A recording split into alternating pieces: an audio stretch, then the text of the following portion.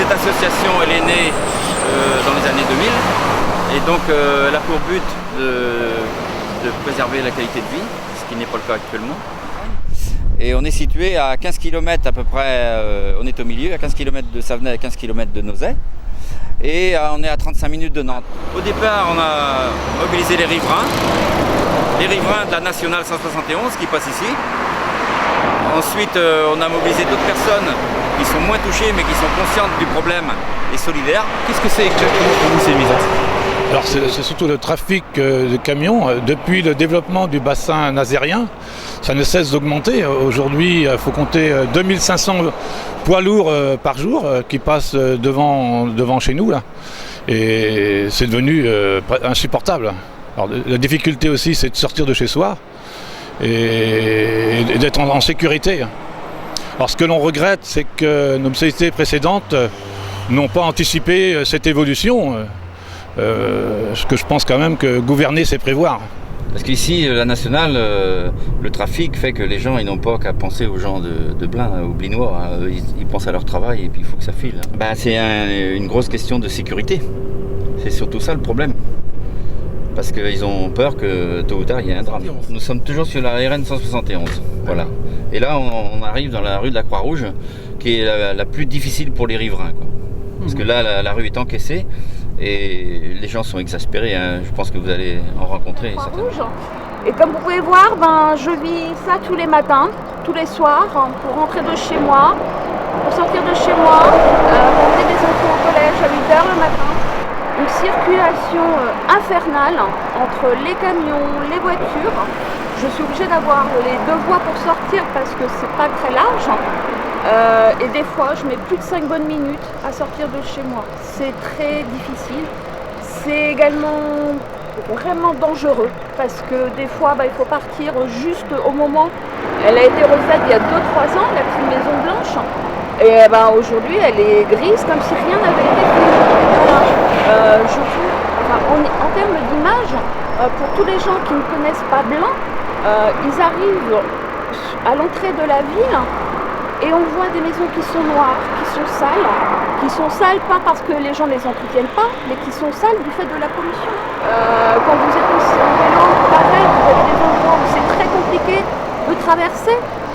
Échanger avec les voisins, il faut monter le son pour discuter avec le voisinage. Enfin voilà, il y a plein d'éléments.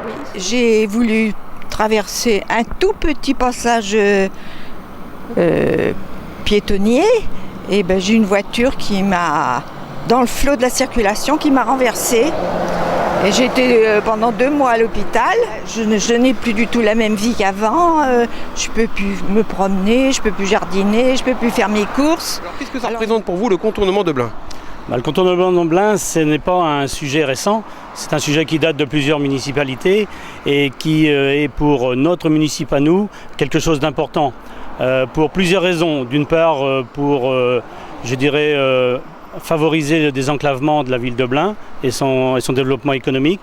Pour tout ce qui est nuisance des riverains, le bruit, l'olfactif avec les camions, et puis le risque accidentel sur les principaux carrefours. Donc la municipalité a bien conscience de tous ces dangers et vous me le disiez donc tout à l'heure, vous ne restez pas non plus inactif puisque là on est à un carrefour qui nécessite de la sécurité et vous allez y faire un rond-point ? Alors, il y a deux axes pour lesquels c'est important pour la municipalité. C'est le contournement en tant que tel, qui est donc un projet, et puis l'aménagement du tronçon existant. Puisque aujourd'hui, on sait qu'on vivra encore avec un certain nombre d'années sur ce tronçon existant, et certains aménagements, comme des passages protégés pour les piétons, comme derrière nous, l'aménagement d'un rond-point dans les mois qui viennent. Depuis le début de l'association, on s'est toujours battu pour que les élus s'impliquent. On a cherché à les impliquer dans le mouvement. Malheureusement, à plusieurs municipalités successives, il y a eu un manque de détermination et de volonté des élus locaux, ce qui n'a pas arrangé en fait la mobilisation des élus supérieurs et des services de l'État, parce qu'à partir du moment où dans une commune, les élus ne sont pas motivés pour arriver à un résultat, un contournement, ça ne se fait pas en claquant du doigt. Parce que sur Châteaubriand, ils ont été très mobilisés, les élus, Et donc ils ont eu un résultat dans un délai relativement court. Sur 7-8 ans, ils ont eu leur contournement. Châteaubriand est désormais entièrement contourné. D'ailleurs, sur l'axe de la 171, il n'y a plus qu'autour de Blain qui nous manquent les aménagements d'infrastructures. Et c'est regrettable. Mais il faut aussi que les habitants soient un peu plus mobilisés. On aurait besoin de plus de soutien. D'accord. Voilà. Un contournement doit prendre en compte toutes les routes, c'est-à-dire qu'elles passent par le nord-ouest de Blain et non pas derrière la Groulet, qui est un site classé et où il y a des grosses difficultés pour réaliser des infrastructures à cet endroit. Il faut attendre l'étude de tracé et après on se positionnera. Mais on a la chance d'avoir une municipalité qui est sur la même ligne que nous par rapport à ça. Et en 74. Et en 74 ici. Vous avez toujours eu ce problème de... Non. Au début, on n'avait pas toute cette circulation. Et là, c'est de plus en plus. C'est de plus en plus, quoi. Il y a beaucoup plus de transport par la route maintenant. Les nuisances, la pollution, quoi. Oui. Le problème aussi, moi, c'est à l'étage, au niveau des tremblements, parce que les vibrations au début, oui, mais maintenant, ça devient que la question. Et puis là, au niveau du revêtement, c'est pas normal que ce soit pas entretenu comme ça, parce que ça, à ce niveau-là, quand il arrive du pont, là, il y a certainement un vide ou quelque chose, il y a un affaissement plus intense ici, puisque ça se répercute dans les chambres à l'étage. 9 rue de la Croix-Rouge. Juste avant le pont du canal. Et on est donc dans la continuité de la RN 171. On est dans l'entrée de Blain. Donc là, on est dans votre domicile. Oui. Donc, votre maison est au bord de la route et on entend très très bien. Vous avez calfeutré votre porte d'entrée. Malgré ça, on a pu faire un petit plan tout à l'heure. On voit la pollution qui est rentrée dans la maison. Là, on voit qu'on a effectivement du mal à s'entendre quand les camions passent. Tout à fait. Et C'est vraiment c'est invivable. C'est assez invivable. On a des tremblements, enfin des vibrations très très importantes. L'insécurité, parce que moi je l'ai vécu. J'ai un camion qui s'est coincé sous mon balcon. J'ai ma clôture qui était une clôture qui datait de l'âge de la maison et qui a été cassée à 3 reprises. J'ai eu une voiture qui est arrivée dans la place.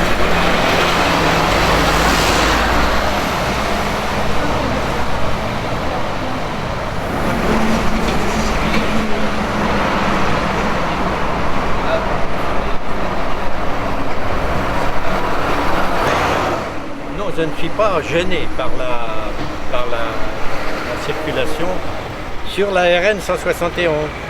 Par contre, je suis sensible aux 4 départementales qui traversent l'agglomération, dont les nombreux camions citernes, semi-remorques traversent les rues du centre de Blain. On passe dans le centre de Blain parce qu'ils n'ont pas d'autre alternative. Et c'est pour ça qu'un contournement global de l'agglomération améliorerait et résoudrait ce problème dans Blain. Un contournement global serait aussi un gage de dynamisme pour le commerce local, car il permettrait sans doute d'améliorer les rues de Blain.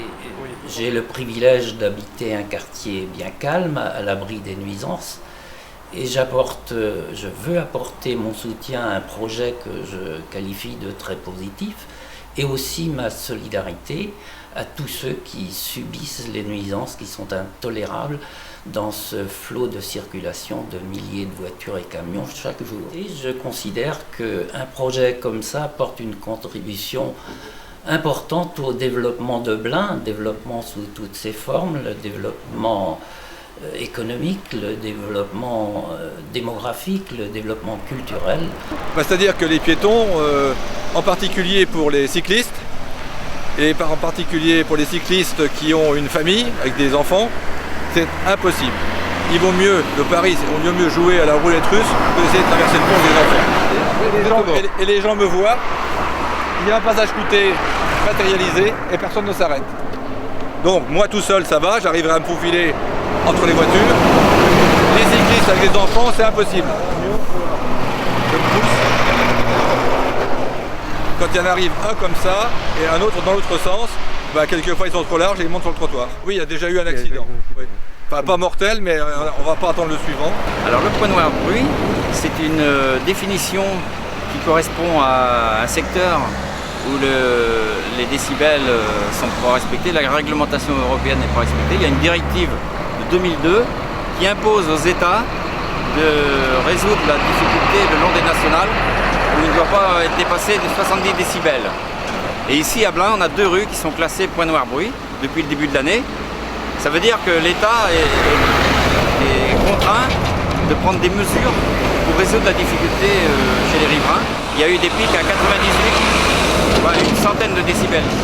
Là, nous sommes ici sur un lieu quand même agréable pour Blain. On a sur Blain pas mal de sites. Le château à côté, le château de la Groulet, où il y a des rencontres médiévales, où il y a des gens aussi qui vont se balader le dimanche, le samedi.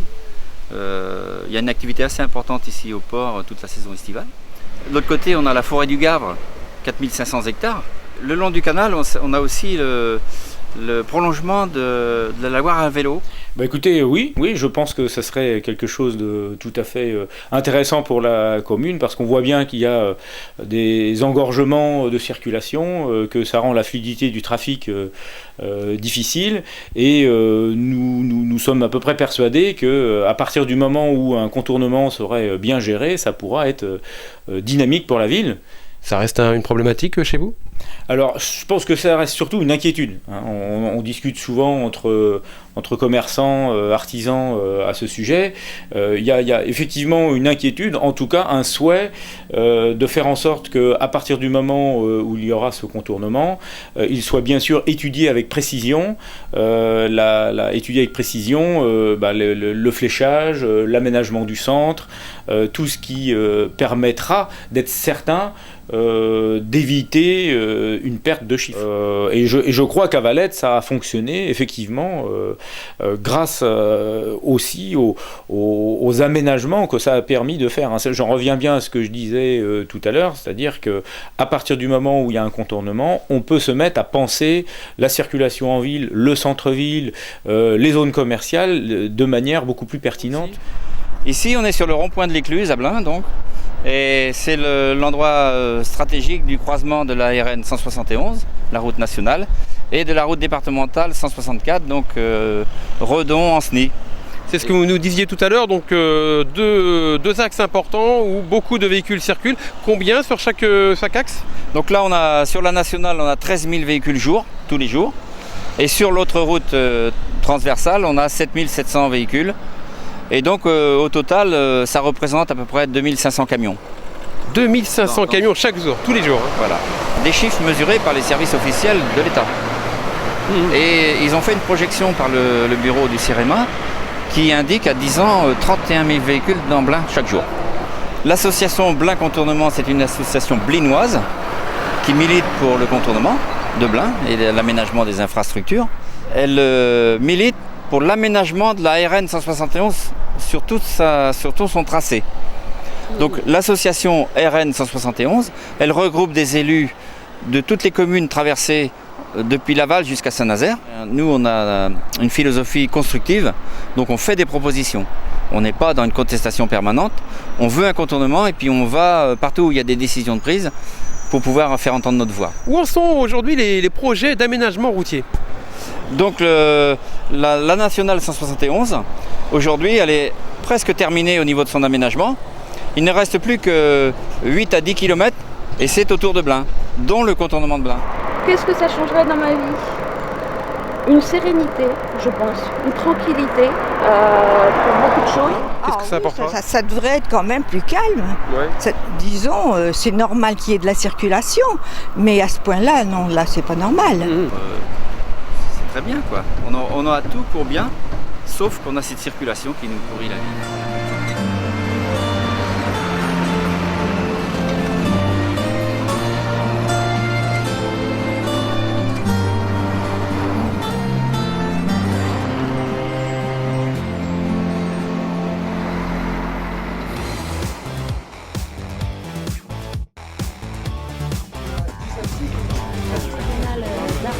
Donc c'est un lieu qui a plusieurs missions. La première, c'était